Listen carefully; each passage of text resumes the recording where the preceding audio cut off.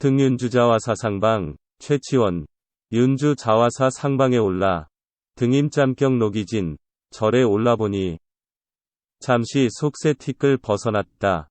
음상응망한 익신, 흥망을 읊어 생각하니 한이 더욱 새로워라. 화각성중조모랑, 피리소리에 아침저녁 물결 일고, 고산 영립고금인, 오래된 산 그림자 속엔 고금의 많은 사람, 상최옥수 아무주. 설이 내린 나무에 임자 없는 꽃이라, 풍란 금능 초자춘, 바람 따뜻한 금능 지방 푸른 절로 봄이다. 뇌우사가여 경제. 마침 거부사시 집안 땅이 남아있어, 장교 시객상 정신, 길이 시인으로 하여금 정신을 맑게 하는구나. 감상 1. 오세주 1. 이 구절을 보자.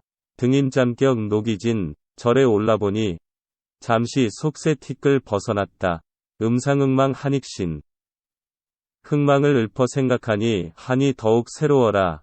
1구에서 작가는 무슨 일로 윤주고을, 자화사에 올랐다. 올라보니 잠시 동안이라도 그 절로 가는 길이 세상 티끌과 벗어나 있는 깊은 곳이었다. 여기서는 제목의 자화사를 간단히 설명하고 있다. 즉, 작품의 대체적인 공간적 배경을 설정하고 있다. 이 구에서 작가는 마음의 세상의 흥망을 떠올린다. 아마도 속세의 티끌을 벗어난, 시야가 넓어진 상태가 되어 지나간 세상살이의 일이 떠오르고 있는 것이다. 인간의 흥망의 일이 반성적으로 떠오른다는 것이다. 그 일들을 떠올렸을 때, 그것은 하나의 한의 감정이 되어 더욱 새로워진다는 것이다. 속세의 사람들은 그들의 하는 일이 흥하고 망함에 따라 얼마나 기뻐하고 또는 슬퍼했을 것인가.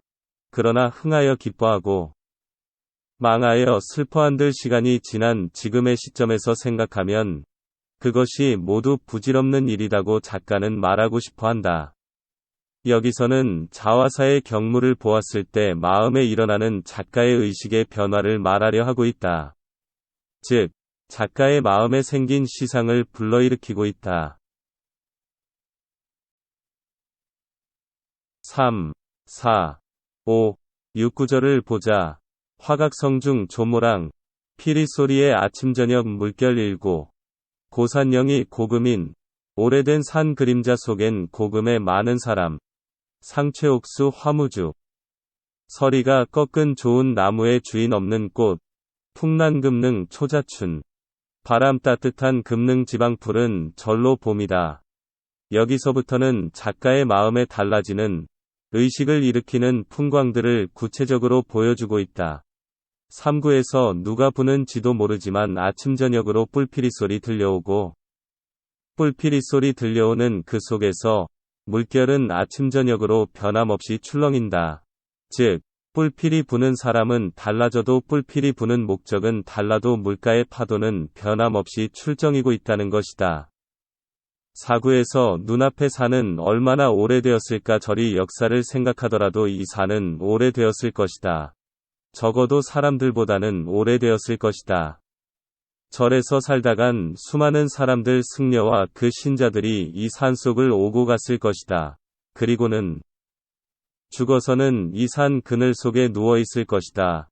죽지는 않았지만 그들의 뒤를 밟을 지금 사람도 산 속을 오고 갈 것이다. 산은 그대로인데 잘난 사람, 못난 사람, 흥한 사람, 망한 사람, 열반한 스님, 열반하지 못한 스님, 그들도 지금은 모두 이 산 속에 누워 있을 것이다. 산은 영원한데 사람은 보이지 않는다. 5구에서 나무에 서리가 내려 나뭇잎이 떨어지고 쓸쓸하다. 쓸쓸한 나무에 몇 개 남은 철 늦은 꽃들 아무도 찾지 않는 주인 없는 꽃이 되어 있다. 설이 내린 산 속에 누가 꽃을 보려 올 것인가. 그 여름에 그 화려했던 꽃나무가 계절이 바뀌니 아무도 찾지 않는 산의 횡하니 버려진 처지가 되어 있다. 6구에서 따뜻한 바람이 불면 초목이 저절로 봄빛을 보일 것이다. 지금 금능 땅에는 따뜻한 바람 불어 초목들이 저절로 봄빛을 낼 것이다. 수많은 봄이 오고 수많은 꽃이 피는 날들이 계속될 것이다. 3, 4, 5, 6, 9에서는 영원히 흥하고 망하는 자연현상의 여러 가지를 구체적으로 보여주고 있다. 7. 8, 9절을 보자. 뇌우사가여 경제. 마침 거부사시 집안 땅이 남아있어. 장교시객상 정신, 길이 시인으로 하여금 정신을 맑게 하는구나. 여기서는 작가의 마음에 일어난 의식의 변화가 정리되는 단계다. 인간의 흥하고 망하는 일들이 많은 세월이 지난 지금 지극히 한스러운 것으로 인식된다. 흥한 것이든 망한 것이든 옛날 인간의 흔적은 하나도 보이지 않았다. 살아있는 모든 것이 오랜 세월이 지난 것은 자취가 없었다. 그런데 다행히도 마침 오랜 인간의 영화를 떠올릴 수 있는 것이 작가의 눈앞에 구체적인 모습으로 나타난 것이다. 그것은 세기적 부자인 사시 일가의 집터가 남아 눈앞에 보이는 것이다. 작가는 그것으로 일종의 위안을 받게 된다. 흥한 부호 사시의 집터라는 자취를 발견하고 그것이 인간적인 흥망의 명확한 하나의 증거라고 기뻐하는 것이다. 그리함으로써 인간 흥망의 일을 떠올릴 때 한스러운 감정이 더욱 새로워진다는 이 구에서의 원래의 명제를 만족하게 증명함이 된 것이다. 사람들이 현실적 일 하나하나의 흥망성쇠에 따라 지나치게 기뻐하고 슬퍼하는 얽매인 삶을 살다 간다. 여기서 작가는 현실적 삶의 허구를 뼈저리게 자각하고 있다. 그러한 허망한 삶을 초월하는 불교적 진리의 필요성을 이곳 자화사에 와서 분명한 자각을 갖게 되어 정신이 맑아지고 삽상해진다는 뜻이다.